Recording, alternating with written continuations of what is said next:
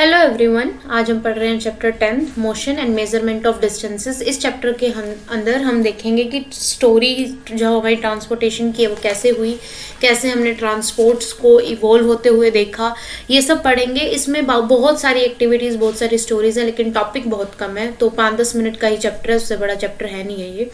ठीक है, सबसे पहले बात करेंगे तो हम वाटर के थ्रू मूव करते थे। We use to move through, सबसे पहले तो फुट के थ्रू ही होता था सब कुछ, फिर ठीक है, फिर एनिमल्स के थ्रू होने लगा, और एनिमल्स के थ्रू फिर हमने वाटर के थ्रू जाने लगे। ठीक है, जो बोट्स बनाने लगे। उसके बाद बोट्स की जो शेप होती थी वो कैसे होती थी, that imitate the shape of animals,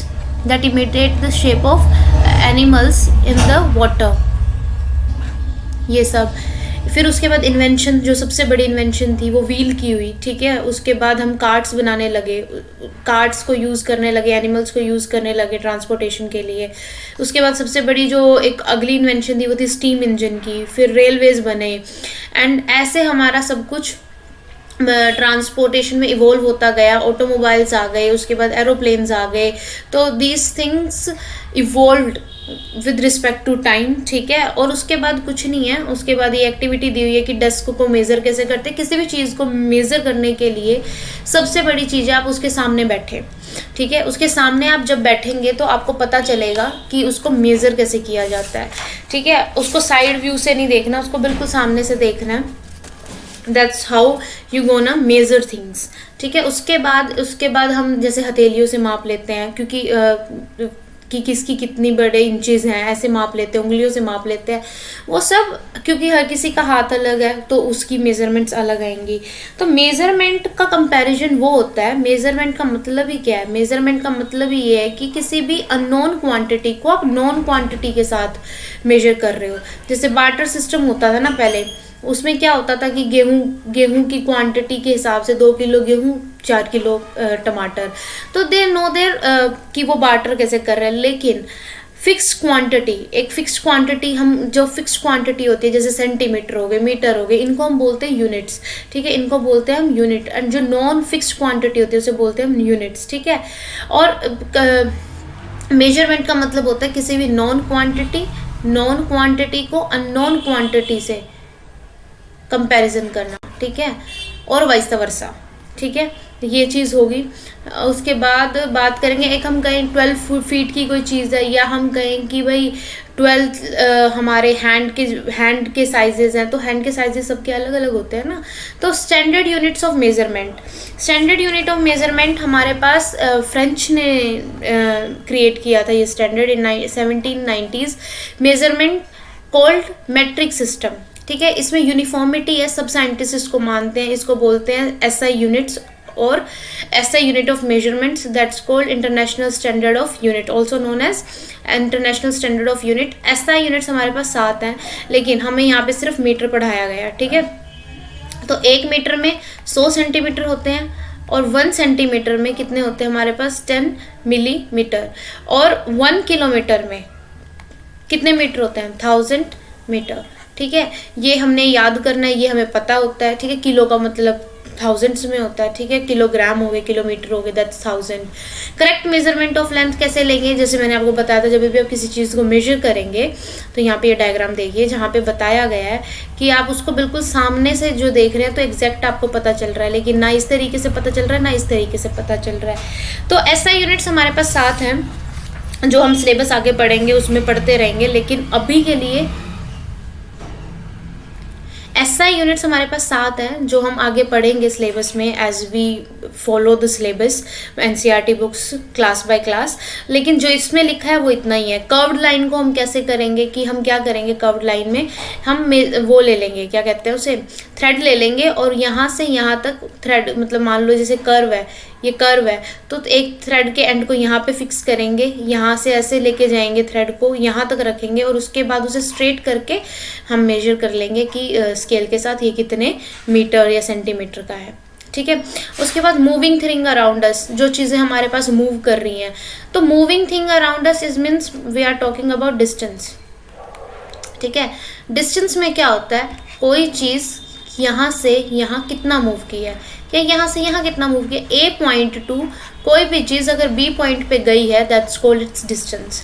दो पार्टिकल्स के बीच में भी, मान लो हमारे ये दो पार्टिकल्स हैं, ठीक है, इनके बीच में भी डिस्टेंस है, तो ये इनके रेडाई के बीच में भी डिस्टेंस हो सकता है, रेडियस के बीच में ना दोनों के डिस्टेंस हो सकता है, इन दोनों मॉलिक्यूल्स के बीच में भी डिस्टेंस हो सकता है माइक्रोमीटर्स का, ठीक है, या नैनोमीटर्स का, दैट डिपेंड। तो डिस्टेंस है एक पार्टिकल से दूसरे पार्टिकल के बीच में जो भी स्पेस क्रिएट हो रहा है दैट्स अ डिस्टेंस। या आप कहीं से कहीं मूव कर रहे हैं, एक जगह से ए पॉइंट टू बी पॉइंट अगर आप मूव कर रहे हैं that's also can be a distance, ठीक है, ये भी आपका डिस्टेंस है। अब ऐसा तो है नहीं कि स्ट्रेट ही डिस्टेंस होता है, ये सब कुछ डिस्टेंस हो सकता है, ठीक है।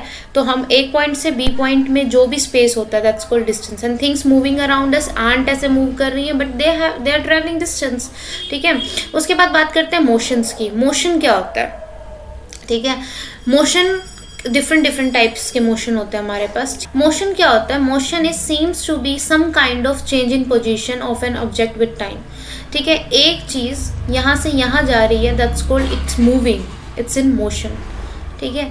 जब कोई चीज़ जिस तरीके से जाती है, ठीक है, अब मोशन अलग अलग तरीके के होते हैं। मोशन हमारे पास 3 टाइप ऑफ मोशन है जो हम यहाँ पे पढ़ेंगे। Motion seems to be, distance में ज़रूरी नहीं है, डिस्टेंस दो चीज़ों के बीच में भी हो सकता है। मोशन मतलब उसने अपनी पोजीशन चेंज की है, ठीक है।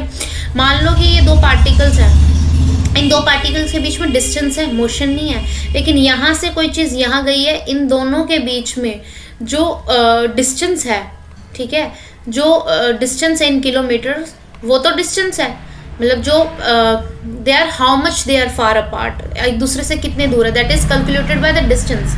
मोशन क्या है कि चेंज किस तरीके से हुआ उस पोजीशन में, क्या वो रेटिकुलेट चेंज था, रेक्टिलिनियर चेंज था, या किस तरीके का चेंज था, ठीक है।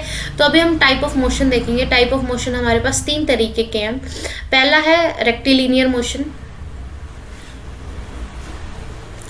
फर्स्ट इज रेक्टिलिनियर मोशन, जो स्ट्रेट लाइन में ऑब्जेक्ट मूव करता है। स्ट्रेट लाइन में क्या मूव करता है, प्रेड्स मूव करती हैं स्ट्रेट लाइन में, ठीक है। जीटी रोड पे डिस्टेंस ये वाली चीज़ जो होती है ये स्ट्रेट लाइन में, कुछ चीज़ कोई भी मोशन कुछ टाइम के लिए रेक्टिलिनियर मोशन भी हो सकता है और बाद में वो अपना मोशन की टाइप भी चेंज कर सकता है। अब फिर बात आती है दूसरे वाला जो बात कर रहे हैं हम, second one is circular motion. जैसे फैन है, फैन मूव करता है सर्कुलर में, जो ये वाली जो हमारे पास ऑब्जेक्ट होता है that's also move in circular motion. Wheels जो होते हैं वो सर्कुलर मोशन में मूव करते हैं। तो the type of motion to cover the distance, ठीक है, वो कौन सा है, तो ये है circular motion. The motion of a point marked on a blade of an electric fan और अ हैंड और clock are the example of circular motion, ठीक है। अब उसके बाद है फैन एग्जाम्पल हो गया, ठीक है। उसके बाद हमारा तीसरा है जो मोशन, वो है पीरियोडिक मोशन। पीरियोडिक मोशन है जो रिपीटिशंस करता है, टू एंड फ्रो जाता है, जैसे पेंडुलम है। पेंडुलम क्या है, ये वाली मोशन उसकी फिक्स है ना, जो पीरियोडिक मोशन कर रहा है that's a motion after some object, that's कि ऑब्जेक्ट रिपीट कर रहा है motion for some time, that's called periodic motion. और पीरियोडिक मोशन का सबसे बढ़िया एग्जांपल है पेंडुलम। स्ट्रिंग्स जो होती हैं, ठीक है, गिटार या तबला, जो भी जिन चीज़ों की स्ट्रिंग्स होती है, ठीक है, जो बेल, क्योंकि अगर आप बेल को एक बार बजाते हो तो वो 2-3 बार बजती है अपने आप, ठीक है, दैट्स कॉल्ड पीरियोडिक मोशन।